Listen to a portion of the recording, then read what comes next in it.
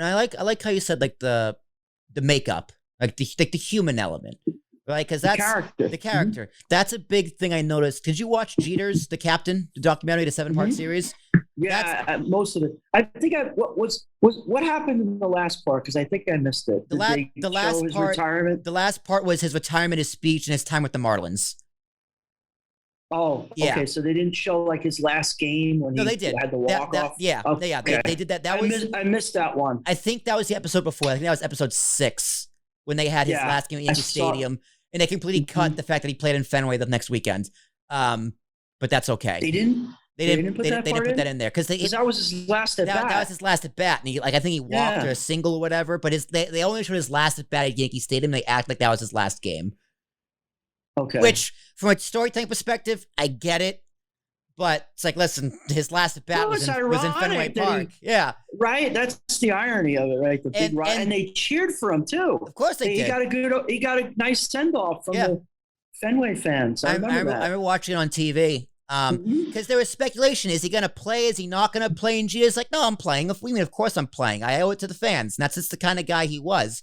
But I bring up makeup because that's one thing I think stood out, especially from that post 98, 99, that 2000 dynasty run when all those guys retired and Steinbrenner kind of brought in like the big power hitters like the Sheffields, the Giambis, the Matsuis. And what have you is in the A-Rods because like 2000s, Jeter and A-Rod I didn't know all the beef between Jeter and A-Rod either, and they didn't really play as a team. It's like they played as a team, but they didn't necessarily like each other. Like one of the things Jeter said was, "I could have been a better teammate. I could have gone out after the games and like been a better person to them." But he had a small circle of trust, and he's a megastar, so I get that too. But the team aspects and the humanity behind the game is probably bigger in baseball than any other sport. Yeah, you have to have good camaraderie and you have to be a team player. I think in any sport, but in baseball, some guys get the stigmatization of being a prima donna and not a team player and stuff like that. But so that's things that you look for. And you look at somebody's social media when they're a prospect, an amateur. You really have to do your homework on the makeup, especially if they're a stud, because you're investing millions of dollars into these people.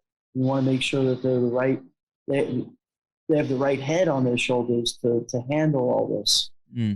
Yeah.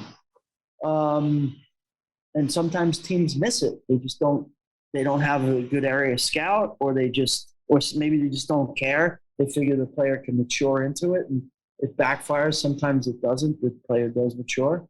So, but that is a big part of the game, makeup. You'll hear that term a lot. And it doesn't get – I don't know if the public or people who aren't on the inside realize that as much. And sometimes it's the wrong fit. Like, again at the Yankees, when they brought in Nick Swisher in 2009, and then CeCe Sabathia, AJ Burnett, Mark Teixeira – like that was a huge locker room shift, and Nick Swisher was a big part of that shift in the atmosphere in the clubhouse, and as well as CeCe Sabathia.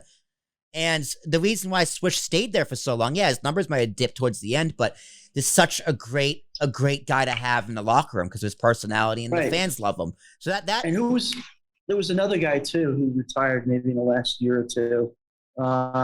He was an outfielder, smaller guy. Gardner? Same thing. Brett Gardner? Yes. Yeah. Yes. Yeah. Similar situation. I mean, you need the on the field leader, you need a locker room leader, you need the leader and the manager.